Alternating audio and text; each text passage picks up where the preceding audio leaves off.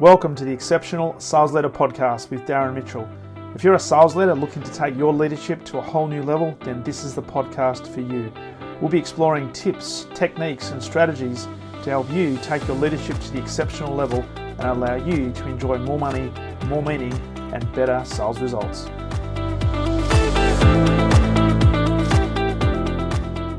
Welcome back to the Exceptional Sales Leader Podcast, and welcome to a man who has put his initials just on about everything that's in his office, and he's shown me just about everything with his initials on in his office. Mr. Matthew Whyatt, coming in from Queensland. How are you, my friend? Very well, Darren. I appreciate that, and thank you for exposing my little eccentricities. Easy for me to say. It's funnily enough. I learned that, or I got that from watching, because I've been around the internet for a long time. I'm going to assume you have as well. And I remember Casey Neistat. It was a YouTuber from many years ago. He's still a YouTuber, but he does a few less things. And what I noticed and what I liked about it is he always personalizes everything. So I started doing that years ago, and I've continued to do that. So let me ask you this, Matt. Were you one of those people back in school that you just had to leave your initials somewhere? I may or may not. I will not be confirming or denying that accusation in any way, shape, or form. And we wouldn't do that in organisations that we go into now. Just to leave a little, just on a whiteboard in permanent market, just say. Always. I think it was WDW. MDW. Matthew David Whyatt. MDW. Yeah, so, and of course, MW, you write that upside down or the right way up, but it still says MW. So that entertains me no end, and it's all just for me, really. There's I even took that wood burner and I very subtly wrote the word mouse on my mouse. So it's, Well, just in case you forgot what it actually was. So well, that's right. It would be. Well, on your keyboard, you actually said wrong way up. Yeah, so underneath that's it. Good. All right, so we're going to talk about how successful you are in business. And you actually that's right. Based on that intro, this guy's an absolute lunatic. He's got nothing. He's just drawing on his desk. What's he really on about here? Well, what I see and what I hear then is eccentricity, which is uniqueness, which is awesome, which is very attractive. So, welcome to the podcast. You are the Managing Director at Tech Talk Systems, but you've also got a very storied history and successful history in business and in selling. So before we jump into today's conversations, we're going to talk all things sales and marketing from a B2B space. A little bit about your background. I always like to ask, what was it that led you to do exactly what you do today? And was it something you fell into, or was it a specific intentional move that led you to here? So is being in sales nature or nurture? Great question. Well, I think it was probably a bit of both. So cast your mind back, Sicily, 1912. No, that's a joke. So my father was a salesperson. He was the sales director of a publicly listed company selling real estate. And the age of, he would take me out, like a father-son takeout day was him driving to various blocks of land he would have in northern New South Wales or Queensland. And he would practice and build a sales script for his sales team whilst talking to me. So he actually went through and did sales presentations to me like I was a customer from the age of 10. Right. And so, and I would get to the end of the property and he said, well, Mr. Whyatt, from what you've seen today, this property worth $58,000, this piece of land worth $48,000, this one over here with the ocean view was $84,000. So when you're standing here on this block of land, what do you believe, from your understanding of the market today, what do you believe the price of this block of land would be? And the person, obviously, he's built me to a point, he's conditioned me to go, well, this is obviously worth more than that $84,000, but I'm going to make it hard for the salesperson. It's worth $79,000. And Dad would say, well, the good news is you can actually pick this up for $69,990. All I need you to do is sign this contract. Yeah. And so what he was doing is doing sales runs on me. Yeah. And so I learned that over time. And then the other thing he said to me as I was getting older and graduating is, Matthew, even though it was a publicly listed company, it had a couple of hundred salespeople working for him, multiple offices across Australia and New Zealand.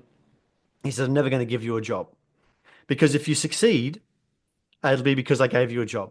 And if you fail, it's because I gave you a job. So all the best. Yeah. So I got educated well, I got fed and watered and clothed very well. But beyond that, it was figure it out yourself. Nice. So that's my upbringing.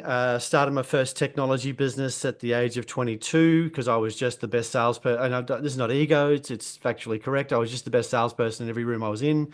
Yeah. From the age of 17, selling vacuum cleaners door to door, to selling. I know, to working in a boiler room, selling stock market software, and enjoying all of it.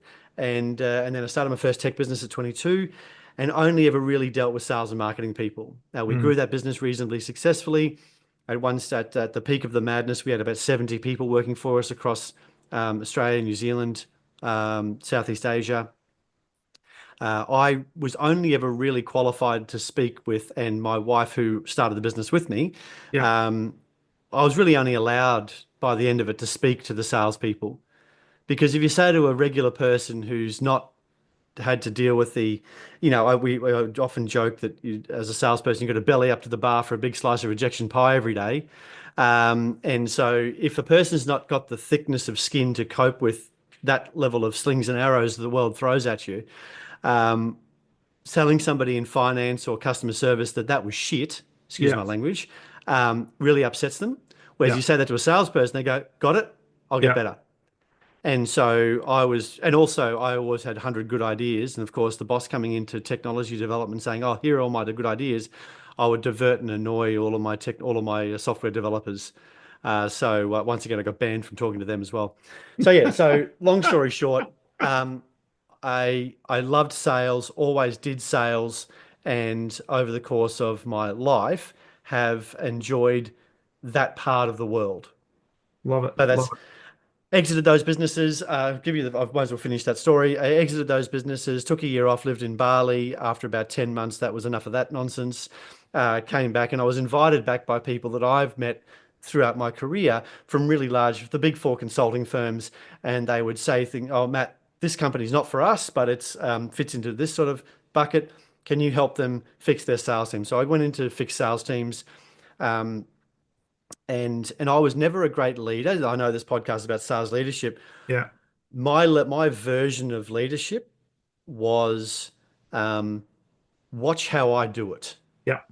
So when we had our large business, I had the office in the corner on the floor up from us. I was bored in that office. So what I did is I had a small desk in the sales room, and I took the same number of leads as the salespeople. I competed with the salespeople, and I felt I got a lot of value out of actually just being there doing the job.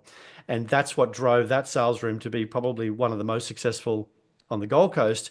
And people would phone me continuously to be part of that room. Everybody's making like serious money, Mm. 250 to 350, 400 grand a year Yeah. selling. And it was a pure 9 to 5. You didn't have to take any work home. It was on the phones. We're doing the job. And I was always leading from the front because Yeah. nobody can argue about whether the effectiveness of my script that I'm trying to teach you when I've just deployed it and made a sale. Yes. So that was Absolutely. my version of leadership. Just watch me do it. Yeah. And then if you don't do it like this, I'm gonna get you to do it like me, or you can join the FAQ. Um, so um, over the last 10 years, I've been doing consulting, going into businesses, helping them fix their sales, their strategy, and so I've learned a lot about strategy, and I continue to push more stuff into my brain about strategy, business, and execution. About 4 years ago, started marketing because I recognized that there was very little capability Mm. of the regular marketer speak intelligently about B2B software. And that's my little niche that I play in is the B2B software space. So Yeah. now we have a full strategy, sales, and marketing agency. We go into an organization, SaaS, typically B2B SaaS, and we our best clients are ones who've got a great product. They've solved a genuine problem. They know how to deliver it really well, Yeah. but they're frustrated by the speed in which they're growing. They Yeah. bring me and my team in to reposition the business, look at the marketing, look at the selling, look at the sales process, the structure of the sale, the strategy of the sale, rebuild that, and then deploy that into the market. And typically they double or triple their sales over the course of the next 12 months. Nice. Love it. So there's a lot in that. And that's a lot in that. One of the big ones I'm hearing is leading by example. And this is one thing I see a lot in not just sales teams, but in businesses in general, there's a lot of leaders, quote unquote, that are stuck in the corner office with the door closed, Yep. looking at gazing at either their rubber plant or their real plant, pontificating and Yep. looking out, working on the strategy of the business. The Mm. fact that you were then saying, no, no, I need to be in the action, and you probably didn't go, I'm not going to put words in your mouth, but you probably didn't go down there and say, hey, big kahuna's here, just let's watch me, right? But you would have gone and just done it and without any fanfare, and they would have seen, oh, if it's good enough for Matt, then it's good enough for me. So watch excellence as it plays out. Yeah, I had a real attitude of player coach. Yeah, yeah, So I'm a player, throw me the ball, I'll get it in. yeah, If I fail, if I do a poor demo, if I do a poor sales pitch, I'm going to call that out just as I will hang up the phone. I actually would often hang up the phone and go, "That was crap." yes, And let's all have a conversation about why that was a crap demo that I just did or a crap sales pitch that I just did. Let's yeah, get it right. And and so we've built sales scripts and 99% of the salespeople that I talk to when I first walk in and say we're going to deploy a sales script, they go, "Oh yeah, but I'm a natural salesperson and I'm a unique flower and I'm so successful." And it's all just in that. And I just have conversations and help people along. And I go, that's all cool. But what if you just kicked your toe or your dog died or your mum called up with some nonsense that you've got to deal with? It's in the back of your mind. You can't be the best version of yourself. And so the yes, point of a sales script or any type of structure is to be the best possible version of yourself because unless you're selling something that doesn't help the customer, yeah, it's actually your duty and your responsibility to be the best version of yourself every single time you're on a call with a customer. Because if they don't buy, it's your fault. yes, And if they fail by association and you've done a poor job of actually selling them, that's your fault. yeah. So it's actually your duty and your obligation to actually show up as your best version of yourself every single time. Exactly right. And you have a moral obligation to give that customer the opportunity to make a buying decision if there's a match between the problem they have, a desire to fix that problem, and a solution you can provide to fix that problem, right? And you can't be that if you don't follow something that's consistent, that is down, that it's a regular, consistent message to deliver, irrespective of Yeah. how you feel. I couldn't agree more. The great challenge is that salespeople are natural born talkers, Yeah, but if you get me on a sales call, I have a 4-page script. But those 4 pages are 3.5 pages of questions. yeah, How does yeah. it work? How often? Where does it hurt? How often does it hurt? What's the consequences of that continuing to hurt? What Yeah. have you tried to solve that hurt? Because nobody's going in and just showing up with a problem that they never thought of before. And then why didn't that work? That's one of the best questions I created is how have you tried to solve the problem? And then why didn't that work? And people Mm. will tell you so many things why it didn't work. Oh, well, Barry down in warehouse didn't want to use the iPad that we gave them. So he went back to the paper-based system, and that's why the whole ERP implementation failed. Cool, got it. So I've got to get on the call. I've got to get onto Barry to make Yeah, sure he's actually on board because Barry is a micro influencer inside the organization. It's actually can really cruel $1 million implementation. absolutely. So, Absolutely. and so customers, anybody listening to this, please, here we go. Please do ask that question stack Yes. of what I just went through. But Yeah. then the last question is, why do you think One. that didn't work? Yeah. You're going to It, learn a million things. and it's really powerful because you mentioned you got a 4-page script and 3.5 are questions. So Yep. when you talk to salespeople or people who are not in sales, but about their perception of salespeople, it's what you talked about before. They need to be extroverted, they do a lot of talking, right? And it's all about me, me, me, my product and how good it is and how do I actually push this onto you versus my experience is some of the most effective salespeople in any industry are the ones that can ask really high quality penetrating questions and then have the capacity to shut up. Yep. Ask the question, shut up. That's it. Absolutely. That's And it. it's so powerful because if you think about in 2025, right? When I first started selling in 1999, started my first business in 1999. That might give the listeners, if they're okay at math, how understanding how old I am, which is very old. They and so the marketing would occur, or the advertising actually in those days, advertising would occur. They would call the 1-800 number, and then the salesperson would have to do all of these elements of the sale. Mm. They'd have to tell the story of the business. They would have to demonstrate the product. They would have to provide documentation. They would do all of these things Yeah. and build the case and then ask for the money. in 2025, sales is moving further and further down that line, whereas people become aware of the business through whether it be social or advertising or whatever. And then Yep. Google has coined the term the messy middle, where they're Yes. going to go look for you. They're going to go, well, let's listen to his podcast or download his Mm. document or see his website or look at him in social. And him, I'm saying him, but it's the business. And Yep. then when they actually make the terrifying, what seems to be a terrifying leap of actually making an inquiry, getting on the phone, Yeah. that's when the salesperson needs to be more skillful than ever. Yes. They need to be able to nail that conversation, that very first conversation. You've got one shot. Yeah. Eminem would say one opportunity. So you've got that one go. Because if you flum that, Yeah. you drop the ball on that, you spend all your time talking, you spend all your time answering questions, because the person who's answering the questions, sorry, let me flip that. The person who's asking the questions is in control, Correct. but salespeople think by talking they're in control, That's which is it. completely out of control. That's it. And it's so true what you talk about because I remember carrying the bag back in. I'll just show how old I am now. Here we go. Being in sales back in 1997, Hmm. I remember walking into the office of a CEO or a CIO in large corporate organizations such as Orica, KPMG, these sort of organizations. And one of the killer questions back then was, hey, tell me all about Ian, the business and how things have been tracking and what followed closely by what keeps you up at night, right? Back Yep. then, killer questions, right? Because the internet wasn't as prolific as it is today with information. You ask that question today, it's like get out and don't come Yeah. back. You're a Yep. complete and utter waste of my time. You're a So newbie.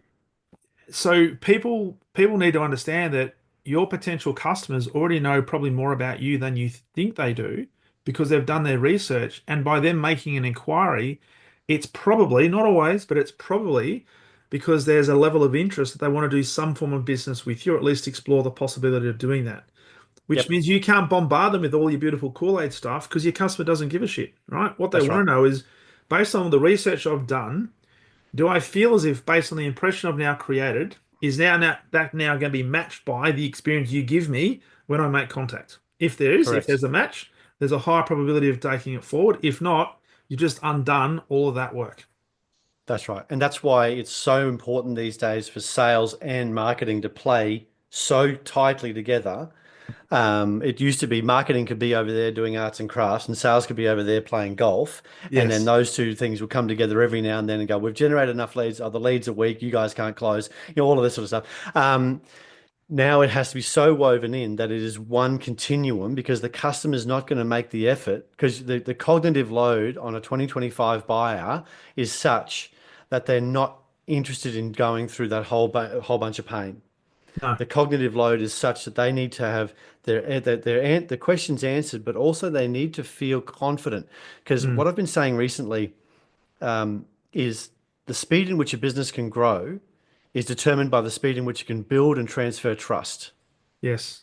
So you see that in, I mean, the lowest version of that, I'm going to get a mowing guy around who's got the Yeah. most positive Google reviews. Yeah. The highest version of that, corporate sales, is have I got testimonials and video testimonials from somebody just like me? Yeah.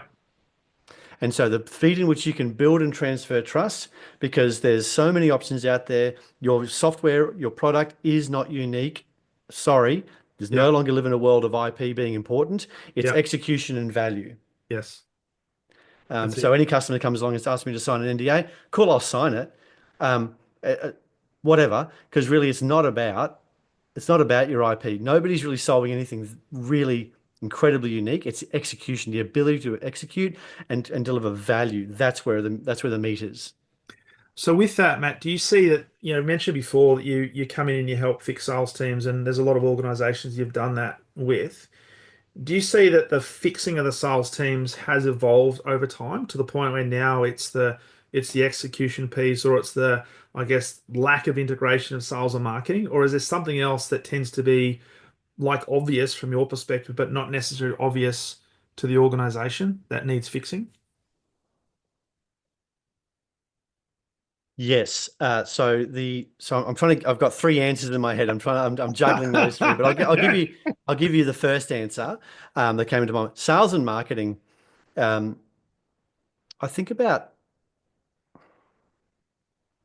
People will hire a salesperson going, oh, well, you're a salesperson, therefore you can do sales. Well, sales is the pointy end of the stick. Mm, Sales is the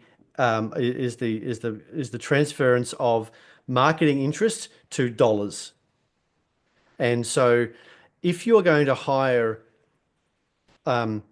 lower value salespeople, if you're going to recruit people who are, first thing every employer who's going to hire salespeople needs to know, and maybe I'm saying the wrong thing in this podcast, but the first thing you need to know is good salespeople are always have a job.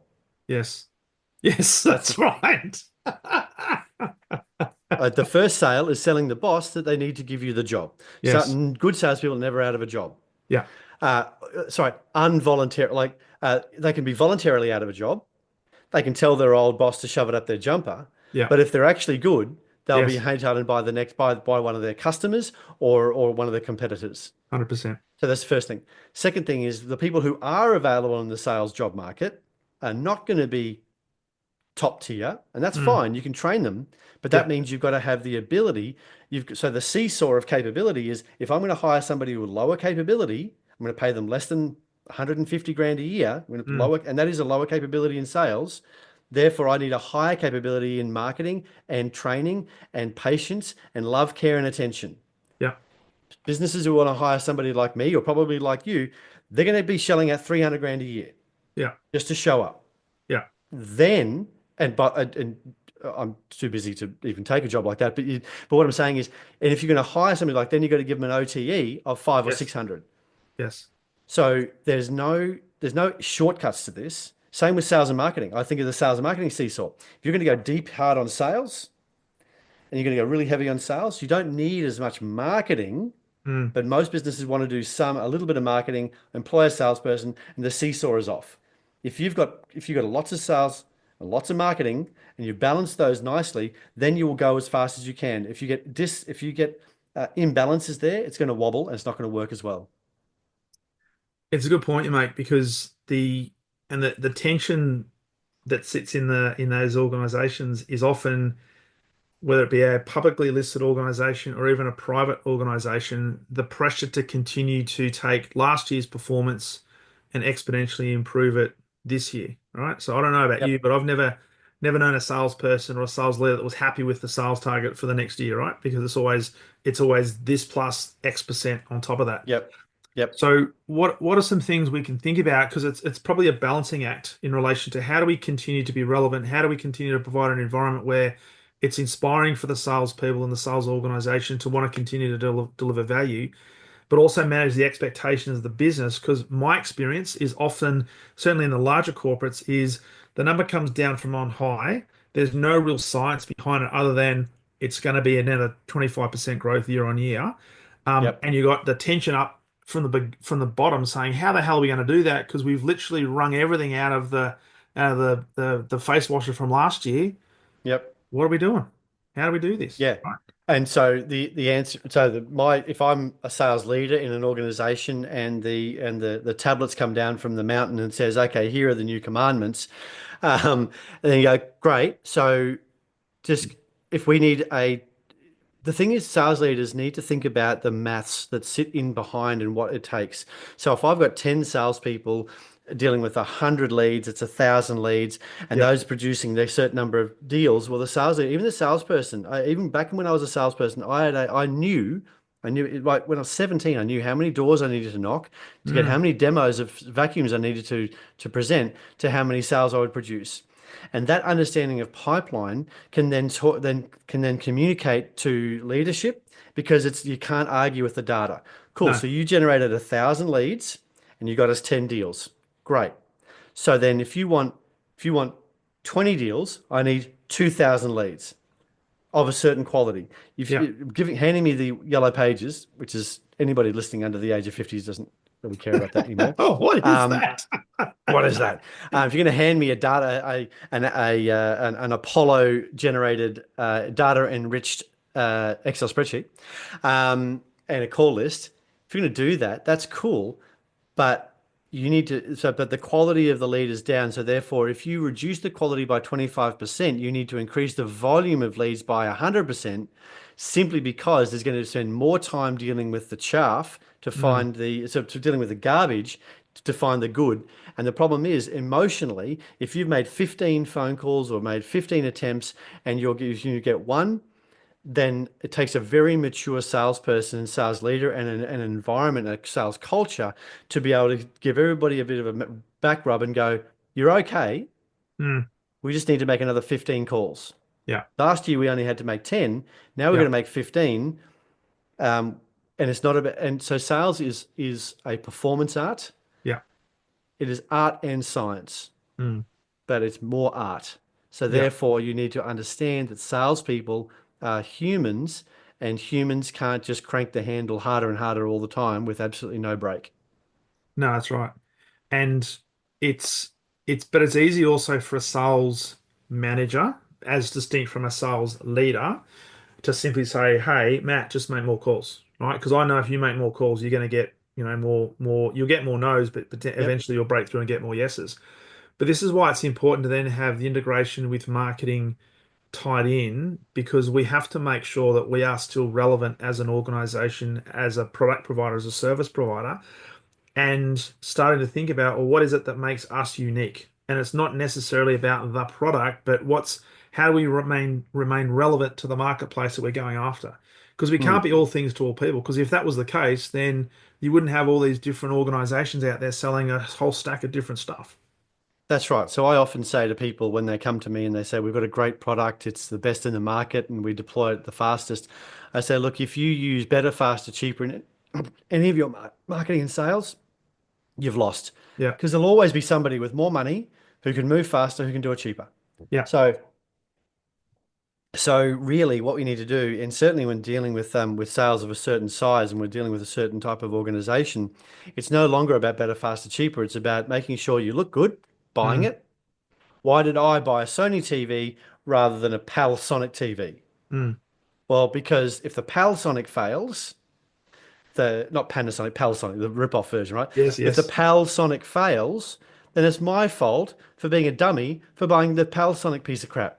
But if the Sony fails, it's a weird thing, and probably it's not really my fault for the Sony failing. It's the Sony's problem. And so yes, think about that. You bubble that up to corporate sales. Why does Salesforce keep winning? Why does Microsoft Dynamics have any footprint in the marketplace? mm, It's because it's been grandfathered and it's a safe choice. It's mm, not good. It's a safe choice. And procurement is not is procurement and businesses that our salespeople are dealing with all the time are not joined or are not related to the outcomes of the business. They're related to the outcome of this project, which is acquire me a CRM or an ERP or a fill in the box, whatever it is. yeah, And that person is not engaged to make sure it's successful. That person's engaged to make sure it is not so crazy that they're going to get the sack for buying it. yeah. It's And like that's back in, why, yeah, go go, ahead. sorry. No, you. And you were about to say that's why back in the day, nobody got sacked for buying IBM. You go. It wasn't necessarily the best solution, but hey, it looked after me pretty well and it served my purposes, which meant, smaller organizations, you had to really dial in on what makes us unique Yep. and how do we compete against that, right? Yep.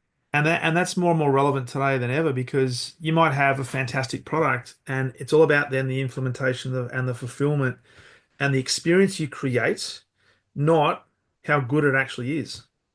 So our salespeople need to be able to rely on the marketing people to deploy a series of assets, marketing assets, that demonstrate to the prospect that they will only ever be looked on as clever for buying their product. Yes.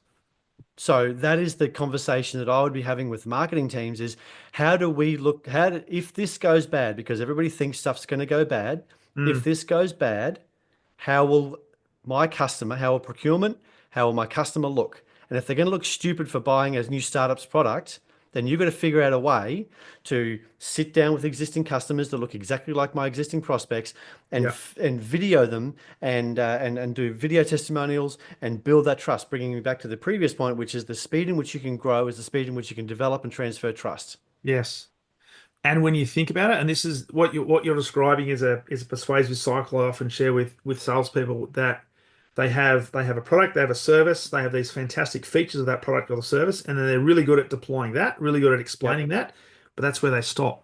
They don't ask the Yep. question, so what, and says who. So Mm. taking that great product, that great service, that great feature, what does it mean? Does it mean for the procurement person that their job is not only going to be safe, but they're going to become a potential internal hero for being on board for this, and it's going to help their internal career? They're more That's right. likely to come on board if we can demonstrate that that's possible for them. Plus, if we can then show that Johnny over there in this organization, he's achieved this because he deployed that, it's a Yep. safer option.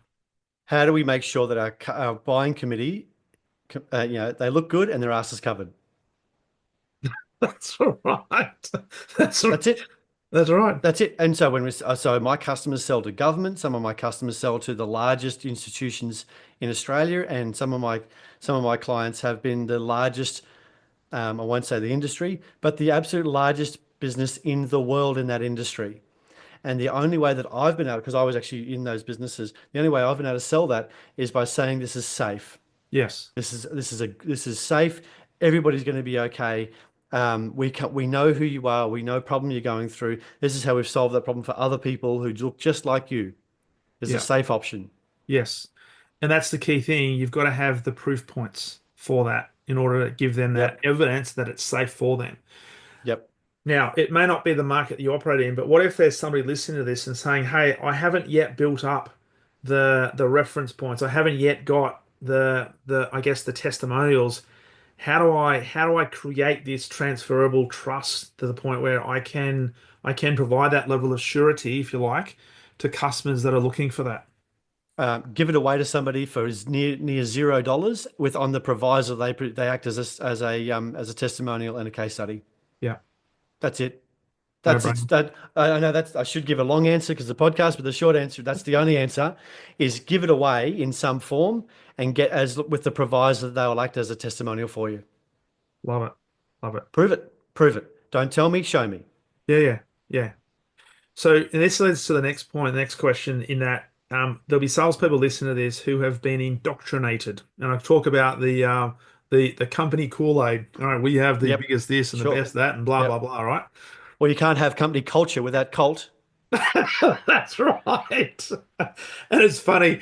I was actually sharing with a group last week the story of why it's called Kool-Aid, drinking your Kool-Aid, and Yeah. they were aghast. Really? Yes. Yeah. I guess people don't. Yeah. Yeah. See, I'm an entomology guy. I want to find out how things come about. I want to use, where did we get this saying from?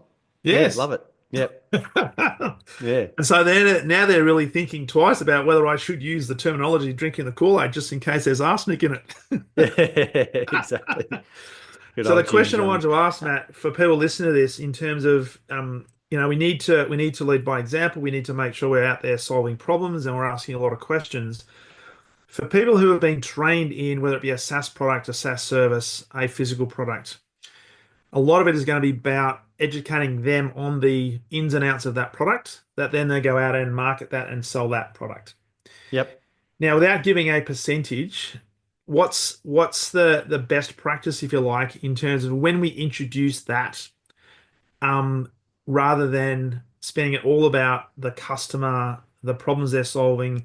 As you said before, what have you tried before? What didn't work about that, or what did work about that? Is there a hard and fast, I guess, guide as to what is the right time to now introduce this to the sales conversation in terms of this is my product, this is my service? So can I? So I'm sure I'm going to half answer that. I'm going to give you a different answer to the question that you didn't ask. So, so. Are you in politics? Yeah, that's right. Yeah, we, I need more people nodding behind me solemnly. Yes, that's a good point. Well said. That's Yeah. right. Yeah, the thoughtful. Yes. So, how I think about sales. Actually, okay. How I think about sales is what is the outcome for the client, and the best way to provide training to a salesperson is to have them call the existing good quality customers and ask a series of questions around what was the problem before, Hmm. how did it show up, what was it costing you, how often did it hurt, and all those sort of things, and then how are Yeah. you experiencing it today? Yeah. And understanding that is more important than product coaching. Yeah.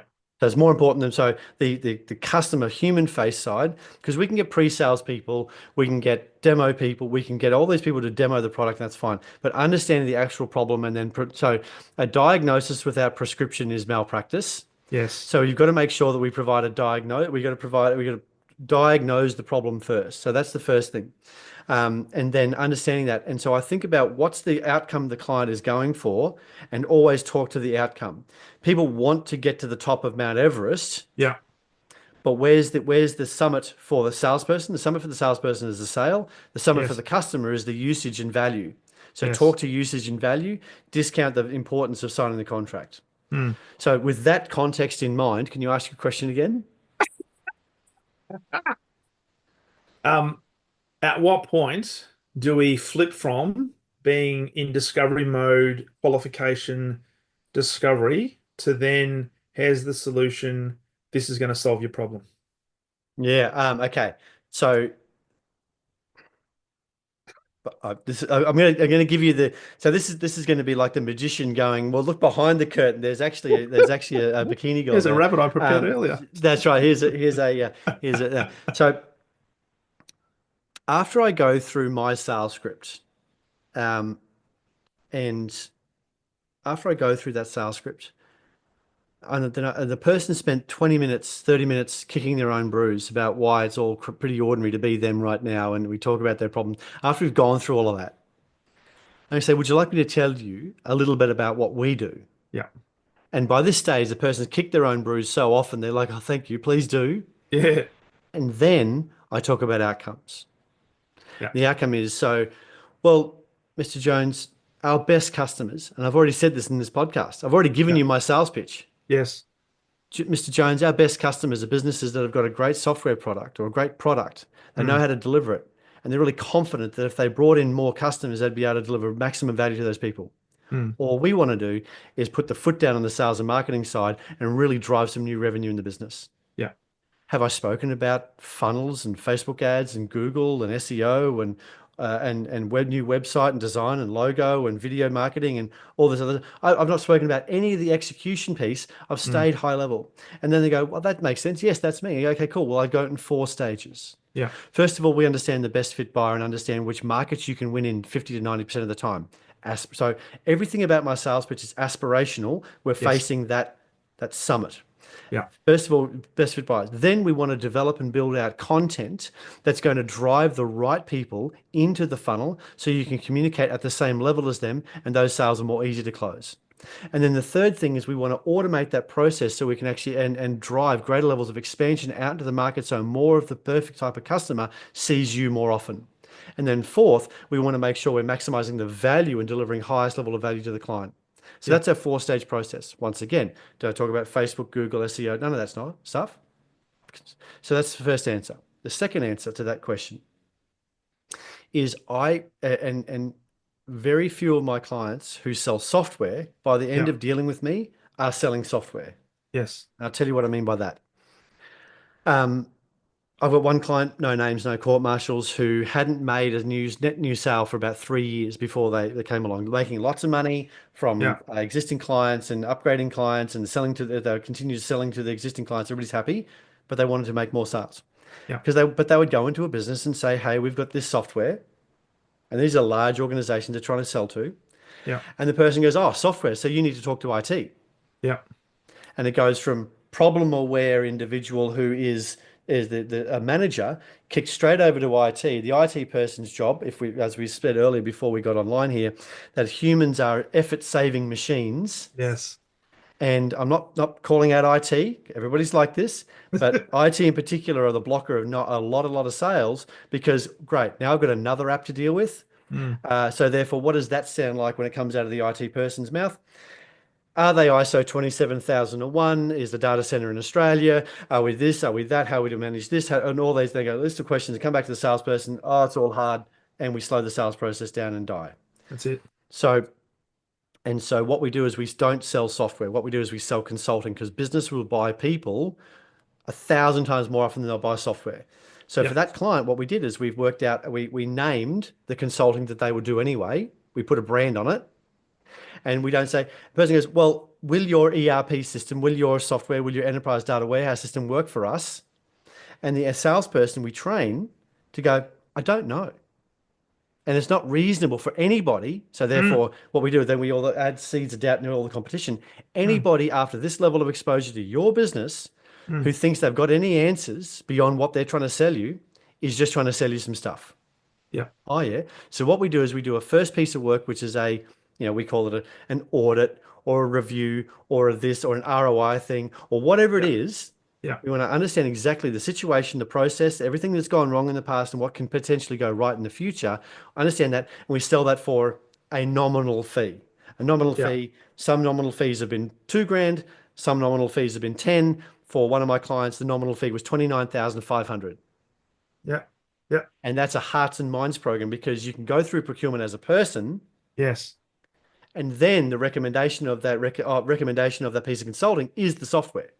Yeah, But because you're already inside, you're already worked through that procurement phase, you don't have to fight IT too hard. To IT go, oh, well, they're already a supplier, they've already been approved. Well, okay, well, now we've got to get the technical grindy things happening, and you can usually push past that.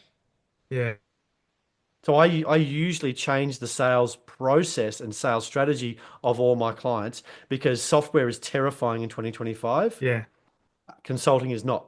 yeah. Love it. Love it. Mate, I know you've got to do an onboarding client in about 6 minutes, so we're going to Yes. bring this to a close. We might have to reconvene another time to talk more about all this, but greatly appreciate you coming on. For people who want to know more about the great man Matthew Whyatt and what you do, where's the best place for them to connect? You can find me on LinkedIn. I do so Matthew Whyatt on LinkedIn. You can find the website Tech Talk, TechTorque. Yeah, I made it particularly difficult for people to spell, which is great. Um, and um, and so find me on those platforms. I do put out quite a lot of content yeah, simply because I know that the messy middle is real and people can learn almost everything they need to learn about what I'm going to do through my free webinars, through my free content. They can yeah, get almost everything. The only thing I get paid for, Darren, is yeah, execution. yes. I And don't get paid that's, for ideas. I have plenty of ideas, as you probably yeah, figured out in this meeting. But but in reality, my job is to take the best ideas that are out there and execute on them for my clients to help them make more sales to the right people. brilliant. Love it. Mate, absolutely. And I'll also put a note about your podcast as well, the CEO and the Salesman podcast. So That's there'll be it. a link in the show notes for that as well. Thank you, Mate, mate. thank you. I know we were going to do this a week or so ago, but Alfred Cyclone Style had a few other ideas. So I That's right. greatly appreciate you coming onto the podcast. Yeah, my pleasure. Thanks very much, Darren. Talk All the best, later. mate. Cheers, mate. Bye bye.